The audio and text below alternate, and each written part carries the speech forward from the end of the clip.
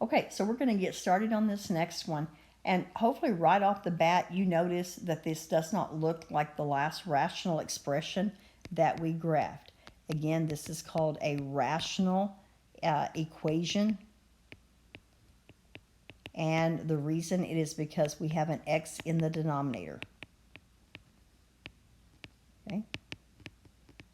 Now, this one, when you go to do your vertical asymptote, that has not changed. That piece of it is not going to change on any of the graphs. It's always what is your excluded values. Okay? And so in this case, it would be that x cannot be 3, so x equals 3 would be my asymptote. So let's go ahead and put that in. It's where x is 3. Okay? Now, my vertical asymptote, or my horizontal asymptote, is the one that always kind of changes. I'm not putting that in a good spot. Okay? And so in this case, we call this where m is equal to n. What I'm talking about by that is this power and this power are the same thing. Okay? I'm going to move this over just for a second. Okay? And the way that you find your horizontal asymptote, if those two are the same, is that you will divide what we call A divided by B. So basically, we're going to divide these coefficients out here. We don't care about the ones over here, okay? I don't care about those. I only divide my first two numbers. So in this case, it would be 2 over 1, which is just 2. So my horizontal asymptote is y equals 2. So here's my y equals 2. Okay? Now, past that, we do know it's still going to stay just like the others. It's going to be in these two quadrants. In terms of what values we use, okay, you could definitely just do a quick t-table. I'm going to bring my equation back down here since I marked on it up there, and put in some numbers. Now, what I would do, I always go to my center point here and I do 1 on each side. So I'm going to go, I'm at 3. I'm going to go at 4 for sure, probably 5. And then I'm also going to do 2 and 1. If you wanted to, you could also do 0. That would be an easy one to do. So those are the numbers that I'm going to put in. So I'm going to start with 4. It doesn't matter where you start. So I'm going to have 2 times 4 plus 1. And 4 minus 3. So 2 times 4 is 8, and 1 is 9. 4 minus 1, or 3 is 1. So at 4, I'm at 9. So I'm pretty high up here. 1, 2, 3, 4, 5, 6, 7, 8. So I'm way up there, okay? So let's do 5, just to get it down a little closer. So 2 times 5 plus 1. 5 minus 3. So 10, that'd be 11 over 2. So that's at 5.5. Okay, so at 5, I'm at 5.5. 1, 2, 3, 4, 5. 1, 2, 3, 4, 5. My tracking, I'm getting old. My tracking is messed up. Is here, and I am kind of crossing over everything, and I can move that stuff. I might even try 6. So 12 and 1 is 13. 6 minus 3 is 3. That would be what? 4 is 12. 4 1/3. So at 6, I'm at 4 1/3. 1, 2, 3, 4, and 1, 2, 3, 4 1/3. Right here. Okay, but I have enough that I can sketch my graph. Now, I'm going to erase some stuff, so if you did not write down this stuff with the excluded value in your horizontal and vertical asymptotes, you might want to do that. So pause it and write that down, because I'm going to erase them off just so they're not in my graph.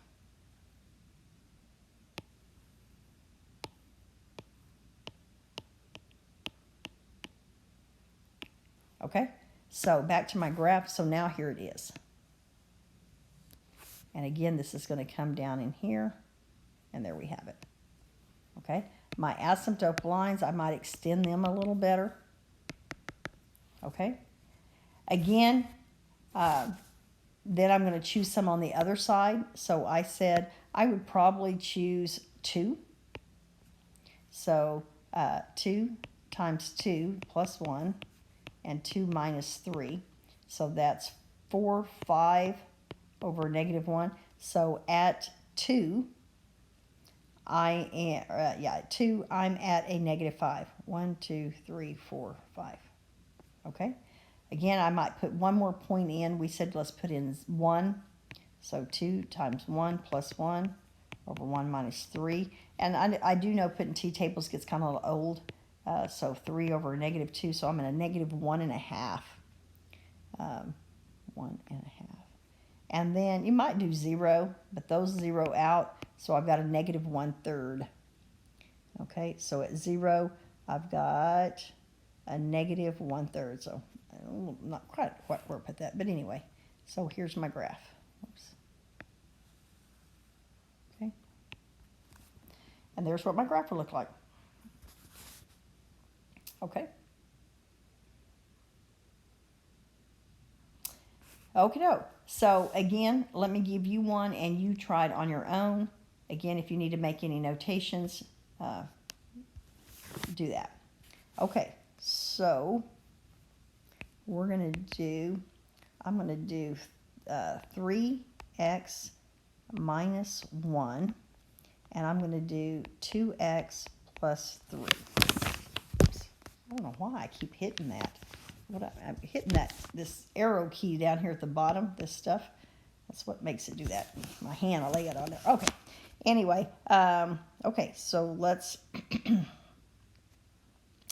go ahead and I'm going to wait on drawing my graph just yet until we get some numbers. So first off, let's do our vertical asymptote, which is our excluded values. So this one's going to be a little bit harder because we're going to set this equal to 0. You might do it in your head. If you can, that's great.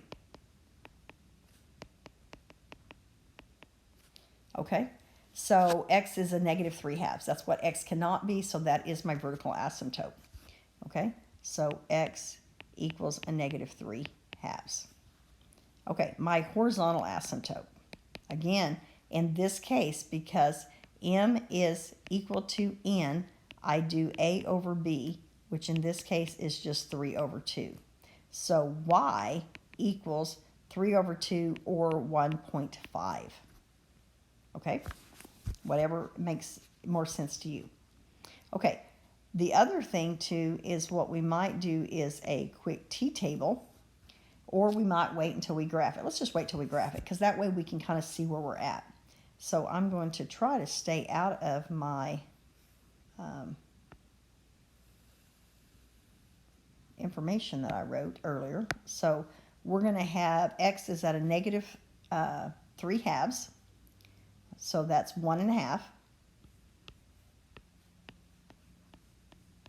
Okay, and y is at a positive 1.5.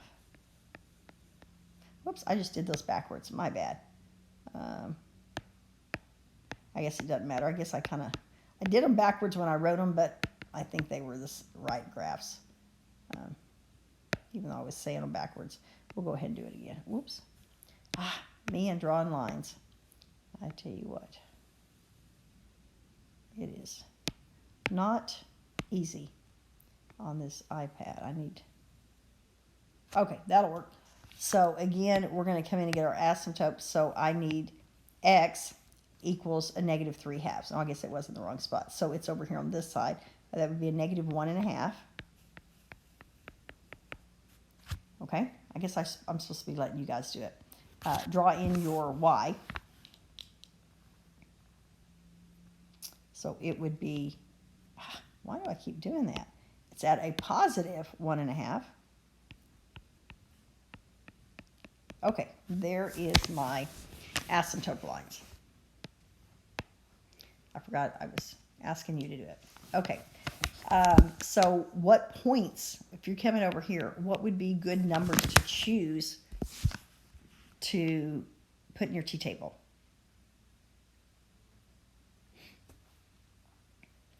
Well, I personally would choose maybe -1, 0, and 1. That would get me there. And then on this side, that would be a -2, -3, maybe a -4. Okay? I don't want you doing too many, and you can run these in your calculator. I don't necessarily mean that you have to do them all out by hand, but I'm doing them just to show you. So let's put in the -1.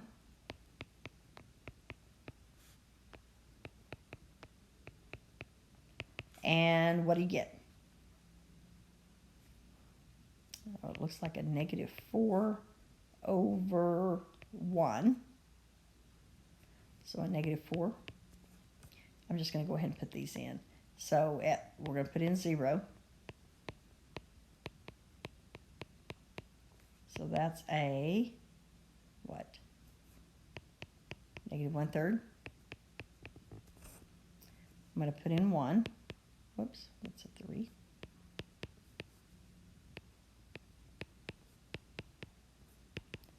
So that's going to end up being 2 over 5.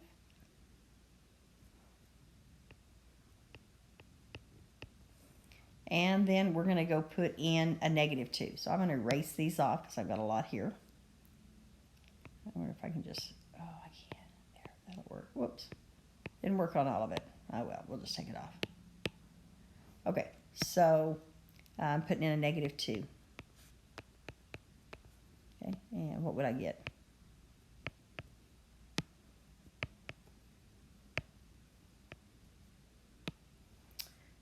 Looks like -7 over a -1, which would be 7. Let's put a -3 in.